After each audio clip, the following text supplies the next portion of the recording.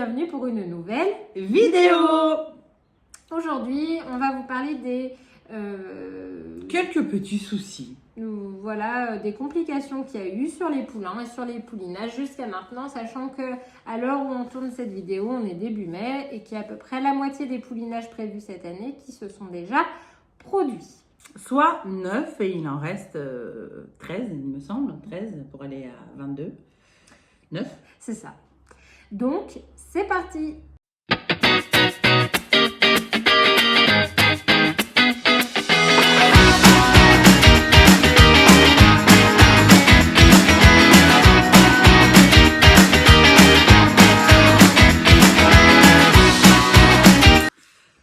Alors, jusqu'à présent, on a rencontré des petites difficultés, rien de dramatique parce qu'on était là.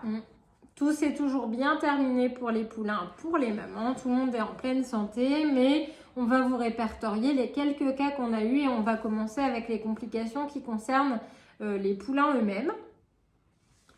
Donc d'abord, on a eu une pouliche dysmature qui est pourtant née à terme, donc elle est née à 359 jours de gestation, donc c'est tout à fait normal, voire même Un peu plus. Un peu plus, elle avait joué un petit peu les bien plus prolongations. longtemps. Et en fait, il s'est avéré que malgré ça, la pouliche était de petits gabarits. Rikiki. Voilà. J'ai vu les pattes sortir, je me suis dit waouh, mais vraiment toutes petites pattes. Comme si elle n'était pas totalement à terme. Ou qu'elle était croisée avec un Shetland. Ou qu'elle était très petit gabarit, alors que la maman était une jument de sel. Donc pour les signes physiques. Eh bien, pour les signes physiques, on le voit tout de suite. De toute façon, les poulains dysmatures, ils ont un front qui est un peu bombé. Ils ont des yeux un peu globuleux. Comme les petits poissons combattants. Et ils ont surtout, on le voit, un poil bouclé. Alors, il y a des poulains, ça se voit vraiment beaucoup. Elle, c'était vraiment léger, c'était sur le dos. On voyait qu'elle avait le poil un peu bouclé. C'était pas le signe le plus flagrant sur elle. Et elle était surtout l'axe des 4 postérieurs, mais encore une fois, c'est l'axe des 4 membres. Je suis fatiguée. Des 4 membres, et c'était une laxité qui était quand même légère. C'était pas une laxité où le boulet vient toucher par terre, mais ce qui est rigolo, c'est que sur elle, il y avait une laxité aussi de vraiment de partout. Elle était laxe de manière globale. On vous mettra des petites photos où on dirait vraiment une sauterelle, comme elle arrivait à se articuler. Voilà. Au niveau du comportement, tu disais qu'elle avait eu un peu plus de mal peut-être à se lever, à téter. Ouais. Alors souvent, moi, celle qu'on a vue l'année dernière, c'était pareil. Le réflexe de succion, il n'arrive pas tout de suite comme sur les poulains où il y en a à peine sorti de la poche, ils essayent de téter. Voilà. Elle, ça a mis un peu de temps. Mais par contre, une fois qu'elle a eu le réflexe de succion, ça s'est bien mis en route et elle a réussi à téter très bien. Mais au début, elle a eu un réflexe de succion vraiment de lèvres et les poulains, ils vont sortir la langue pour aller attraper le pis et faire l'appel d'air qui fait que le lait sort. Elle ne sortait pas du tout la langue, donc elle faisait. Mais elle sortait pas la langue. Donc ça a mis un petit peu de temps à venir. Après, elle était quand même bien vigoureuse. Super et donc, elle a bien pris son colostrum. Il y a eu un snap. Non, il n'y a pas eu de snap. Bon, elle a bien pris son colostrum. Elle était en forme. Il n'y a pas eu besoin de snap parce que le colostrum était à 34, donc vraiment excellent. Et que même si elle a mis un peu de temps à téter, la mère n'a pas perdu du tout son colostrum. Donc, en fait, elle a eu un... Après, quand je dis qu'elle a mis longtemps à téter, c'est peut-être 1 heure, 1 heure et demie, c'est pas 6 heures. Oui, on était largement dans les temps. Oui. Elle n'a pas eu d'autres complications. Elle a très vite, elle n'a pas encore comblé, entre guillemets, tout le retard, mais elle a eu une croissance vraiment exponentielle. Elle a fait que téter depuis qu'elle est sortie. Elle mange. Et bien énergique. Alors, pourquoi est-ce qu'il y a eu cette dysmaturité finalement, alors qu'elle est allée plus qu'à terme? Et bien après, donc quand on a des doutes comme ça, quand on soupçonne que, si vous voulez, il n'y a pas de test pour voir si un poulain est dysmature. On ne peut pas faire un test qui dit « Ah oui, il est dysmature ». C'est vraiment sur notre jugement, en fait, finalement. Donc après, avec la veto, on a analysé la délivrance qui laissait apparaître pas mal de ce qu'on appelle d'étoiles et de traces blanches sur le placenta qui, si je dis pas de bêtises, manquait un souci de vascularisation. Il n'y a pas eu d'échange en fait. Normalement, sur le placenta, ça fait comme du velours rouge, des petits machins. Et c'est à ce niveau-là que vont se produire les échanges. Ça s'appelle des microvillosités. Et bah, s'il n'y en a pas, il n'y a pas d'échange. Donc, probablement que sur ce placenta-là, où il y a eu des petites anomalies, il y a une petite insuffisance placentaire. Donc, le poulain n'a pas reçu la totalité des apports qu'il aurait dû avoir. Alors, c'était quelque chose qui n'était pas majeur, ce qui fait que la gestation s'est quand même bien déroulée, que la pouliche, elle était quand même viable et elle va bien et tout ça. Elle a juste arrêté de grandir à un moment donné, en fait. Voilà, elle est juste pas allée à 100% de ce qu'elle aurait dû. Et l'intérieur, donc comme dit Marine, qui est d'habitude tout tapissé en rouge de velours, il était déjà marron. Alors en général, c'est ce qu'on voit sur des délivrances qui ont déjà 6 heures, qui sont sorties depuis un moment. Là, c'était vraiment pas joli globalement ce placenta. Donc ça nous indique qu'en effet, il y a eu un mauvais échange sur ce petit poulain-là, mais ça va très bien. Il faut savoir que sur certaines gestations, quand il y a ce type de souci-là, il peut avoir un avortement. Oui. Ça peut ça peut nous amener vers éventuellement une placentite. Mais là, ça avait été contrôlé, je crois. Oui, on l'avait vu, il n'y avait pas de placentite. Pas d'épaississement, pas de liquide anormal, donc pas de signe infectieux. C'est vraiment juste la constitution elle-même du placenta qui n'était pas tout à fait normale. Et ça, on ne peut pas le voir à l'échographie. Non. Donc, non, parce qu'en plus, c'est pas partout, c'est à certains endroits. Donc nous, quand on fait l'échographie, on regarde à un endroit, mais on regarde pas tout le truc, quoi. On peut pas. Tu peux pas de toute façon. Ah non, on peut pas, c'est beaucoup trop grand, on n'a pas de moyen d'investiguer tout. Voilà, mais elle va bien et tout le monde va bien aujourd'hui. Donc ensuite, la laxité, on avait parlé un petit peu de cette anomalie-là dans la vidéo sur les problèmes qu'on peut rencontrer chez les poulains et on avait fait plusieurs vidéos, je crois, sur TikTok pour montrer l'évolution. Oui. Il y a eu une pouliche qui avait une hyperlaxité, donc c'est quand les articulations... Alors ça, on ne vous parle pas de la pouliche dysmature, c'est une autre pouliche qui est née à terme, sur laquelle d'ailleurs on a eu la dystocie, si je dis pas de bêtises, c'est la même. Ouais. Non, c'était celle de la grise. La grise, elle avait bien pouliné. La dystocie, c'était la porteuse. Non. La grise, c'est celle qui marchait comme ça. Ouais. Mais elle n'était pas laxée. Non, c'était une grise d'avant. Ah oui, la toute Evita. Ouais. Ok. Trop de chevaux. Donc la pouliche, elle était laxe des 4 membres, donc ça peut toucher que 2 membres. Elle, c'était surtout les antérieurs d'ailleurs, de mémoire. Ouais, c'était quand même partout. Et les antérieurs, c'est vrai qu'il y avait même le carpe, donc l'équivalent de notre poignet, qui était un petit peu comme ça à l'envers. Elle était long jointée, elle. Et elle était long jointée. Mais comme la mère était long jointée, donc ça c'est plutôt... Alors c'était pas sur génétique. certains... Oui, vraisemblablement. Il y a certains poulains, tellement ils sont laxes, les boulets touchent par terre, ils s'abîment. Elle, c'était limite. Hein. Mais elle s'est pas abîmée. Ouais. Elle n'a pas eu du tout d'escarre, donc il n'y a pas eu besoin de faire de soins particuliers. Et en 3 jours, c'était réglé. Hein, ouais, ça s'est résolu. Ça s'est résolu spontanément. D'autant que... la plupart d'ailleurs se résolvent spontanément. Oui, tant que c'est pas trop méchant, et que ça les empêche pas de marcher. Ouais. Donc... Sur la plupart des poulains qui sont un peu laxes, plus ils vont marcher et plus ça va... Se redresser. Les tendons reprennent leur texture normale, on va dire, et ça roule. Donc, à l'inverse de la laxité, on a les poulains qui naissent contracturés, donc ça va vraiment être l'inverse. Au lieu d'être laxes, et en fait, ils vont être complètement sur la pince. Donc, ils vont vraiment marcher en fonction du degré de contracture. Sur la pointe des pieds. Voilà, donc comme des petites danseuses étoiles. Donc ça, c'est pareil, ça se voit immédiatement. On a eu le cas sur un très gros poulain qui a eu du mal à sortir parce qu'il était vraiment gros, un gros mâle. La mère ne s'était pas déchirée du tout, hein, mais par contre, vraiment très gros poulain.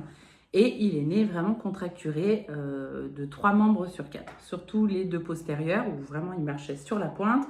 Et l'antérieur droit où il marchait presque sur la pointe aussi, mais c'était un peu moindre. Donc, qu'est-ce qu'on fait à ce moment-là ? Bah, ça dépend, il y a plein de choses qui sont possibles. Si c'est un cas très très marqué, on peut faire des oxytétracyclines. C'est normalement un antibiotique, mais ça agit au niveau du relâchement des tendons. On peut faire, il y a des chirurgies qui existent aussi dans des cas extrêmes et si on n'arrive pas à résoudre. Et lui, il a eu simplement des bandages. C'est un peu comme des rubber joints, en fait. En Ouais, gros, ouais. non? Ben oui, en fait, le but, c'est de faire un bandage un petit peu compressif parce que ça va faire relâcher les tendons. D'ailleurs, entre parenthèses, c'est pour ça que sur les poulains lax, des fois, c'est un peu problématique parce que s'ils se font des escarres en dessous, on peut vraiment pas faire de gros bandages. Il faut faire des bandages très très légers parce que le risque, c'est qu'en mettant des bandages, on relâche encore plus et que ça soit la cata. Donc bah là, il a eu ça. Il a eu 3 bandages, enfin un bandage sur les membres touchés, donc l'antérieur droit et les 2 postérieurs, et il a eu les bandages pendant 3 jours. Au bout de 3 jours, on a fait un point, on a enlevé les bandages, et comme en fait ça revenait dans le bon sens, en fait le tout c'est qu'il y a même des poulains qui sont carrément comme ça, sur la donc, paroi dorsale. voilà, qui marchent carrément sur le côté externe du sabot. Donc en fait, le tout c'est d'arriver à ce que ça se remette dans le bon sens, qu'il y ait du poids.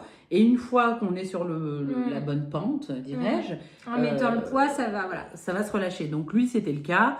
Là, il est reparti chez son propriétaire qui va surveiller, mais normalement, c'est résolu aussi. Il y a possibilité aussi de mettre des petits fers collés qui vont faire un prolongement derrière. Et qui vont éviter justement que le pied bascule. Et puis il y a possibilité aussi de faire de la physiothérapie, donc à la main, plusieurs fois par jour, essayer de mobiliser les articulations. Bien sûr, ça c'est si c'est pas sous pansement, parce que si c'est sous pansement, on peut pas tricoter les pieds. Mais en tout cas, sur ce cas-là, ça s'est résolu avec simplement la pose de bandage. Et tant mieux. Qu'est-ce qu'on a eu d'autre? Une rétention de méconium sur une pouliche juste née qui a expulsé un tout petit peu de méconium et ensuite plus rien du tout. Et elle a commencé à montrer des signes d'inconfort et chez les poulains ça peut se manifester de différentes façons mais souvent ils se mettent sur le dos. Donc là c'était le cas, elle s'est rapidement mise sur le dos après, donc on a vu qu'elle était inconfortable. Donc on a mis du microlax, donc ça se met par voie rectale, hein, c'est du microlax comme chez nous. Elle en a eu plusieurs et ça marchait pas. Ça n'a pas suffi. Ça n'a pas suffi. Donc, on a pris une petite sonde et on est allé faire comme un lavage. Donc, avec la sonde, on va aller mettre un truc un peu lubrifiant, de l'eau, du gel, de la paraffine, tout est possible. Il y en a même qui le font au savon, je crois. Bon. En tout cas, quelque chose de doux. Hein. On ne va pas aller mettre quelque chose qui va agresser la muqueuse. Et surtout, on y va tout doucement pour ne pas perforer le rectum, ce qui pourrait être fatal. Hein. Donc, Et donc là, après plusieurs lavages, c'était parti et ça a résolu pour le problème. Sachant qu'il y en a qui peuvent, si c'est pas pris à temps, qui peuvent faire des occlusions. Ça fait ce que j'allais dire, ça fait comme une occlusion. Ouais, ça fait une occlusion. En fait, ça bouche, hein, donc c'est quand même rare d'arriver jusqu'à en mourir. Il faut avoir quand même sacrément Mais t'en as quand même pas mal qui vont en clinique pour ça, je pense, non? Ouais, bon, je sais pas trop dire la quantité. Moi, j'ai jamais envoyé un poulain pour ça. Non, mais est-ce que t'en as eu quand t'étais à l'école? T'en as forcément eu des poulains pour des rétentions? Oh, non. Ah non, t'en as jamais eu? Non. Mais par contre, le problème surtout, c'est que s'ils sont inconfortables, au bout d'un moment, ils têtent plus. Et ça sèche encore plus. C'est ça, c'est qu'ils sont déshydratés, ils sont pas bien, ça va être surtout ça. En fait, si vous voulez, souvent, c'est que le méconium durcit. Et ça va venir vraiment faire comme du béton.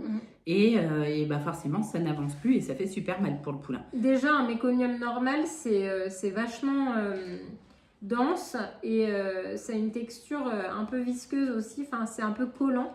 Et donc, déjà, les poulains, quand tout se passe bien, on voit quand ils expulsent le méconium, c'est quand même un truc, quoi. Et puis, il y en a beaucoup, hein, quand même. Hein. Enfin, il y en a pas mal. Ouais, il y en a pas mal. Ils sont en position, ils poussent. Enfin, ça a pas l'air d'être... Elle poussait pas du tout. C'était le problème. C'est qu'en plus, il devait être loin. Voilà. Et ça poussait pas du tout. Donc, il a fallu vraiment l'aider.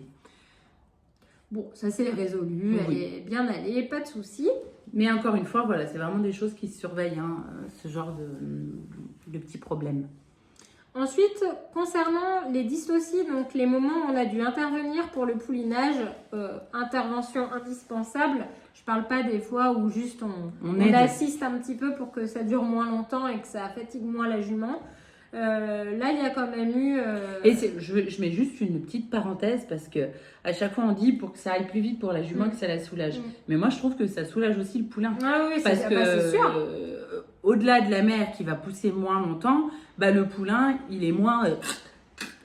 Enfin, tu vois, et souvent ils s'en remettent parce que la naissance, faut pas croire, mais c'est aussi difficile hein, pour le poulain. C'est pas... Bah d'ailleurs on le voit, hein, dès qu'il y a une anomalie, que ça met longtemps, qu'ils boivent la tasse, que quoi que ce soit, le démarrage est quand même sacrément plus difficile que quand tout s'est passé comme une lettre à la poste en 10 minutes. Hein. Ça n'a rien à voir. Les poulains, il y en a, quand le poulinage est facile, ils percent la poche. Ils sont limite en train de faire... Oui, il y en a, hein, ils se mettent debout vite, ils têtent vite. Enfin, c'est pas... Et il y en a vraiment, et on voit qu'ils sont un peu chancants pendant longtemps, ils mettent du temps à atterrir, ils mettent du temps à reprendre leurs esprits, hein, tout simplement. Et cette année, on en a quand même eu au moins 2. Donc bah voilà, pour l'instant, c'est déjà pas mal. C'est déjà pas mal, donc encore 13 naissances, là on en a 2 qui se préparent. On vous tiendra bien sûr informé de toutes les naissances et on espère qu'il n'y aura pas de problème. Non, bah il n'y a pas de raison. Donc voilà, la prochaine vidéo sera vraisemblablement une nouvelle interview. Donc on espère que vous serez au rendez-vous. D'ici là, bah, n'hésitez pas comme d'habitude à vous abonner, à liker, à poser vos questions si vous en avez, à nous soumettre des sujets si vous en avez. Je sais que quelqu'un nous a demandé qu'on fasse une vidéo sur les couleurs. Ah oui, ça on s'est prévu, mais c'est vrai que ça demande un peu de préparation et en ce moment on a... Oh oui, dis-donc. Ouais, chacune a ramassé un coup de latte cette semaine. Donc moi c'était un bébé coup de latte et elle c'était un gros coup de latte. Donc bah voilà, c'est le risque du métier. Mais en tout cas, il faut que je prépare un support visuel pour les robes. Je pense. Donc je vais faire un espèce de PowerPoint et puis on s'incrustera dans une partie de l'image, je pense. Il faut que je vois comment je peux faire ça. Bon, on va peut-être voir. On fera peut-être en plusieurs parties. On fera peut-être une première partie avec les robes de base. Ça sera peut-être plus facile, et puis parce après les dilutions. C'est ça, parce qu'il y a tellement de trucs dans la génétique des robes que... ça risque d'être un peu long sinon. Donc je pense qu'on vous le fera en plusieurs parties. À mon avis, il y aura au moins 4 parties, je pense. Donc on fera peut-être les trucs mineurs, enfin les robes les moins communes. Oui, le blanc, le crème, le pie. On verra comment on s'organise, mais en tout cas, on vous prépare ça. Et si vous avez d'autres idées de sujets, n'hésitez pas à nous les soumettre en commentaire. Et puis, bah, comme d'habitude, les sorties des vidéos longues sur YouTube, c'est le samedi matin à 7 h. Et sinon, quasi tous les jours, une petite vidéo, soit en short, soit sur TikTok et sur Insta. Info News. Allez, à la semaine prochaine. Salut.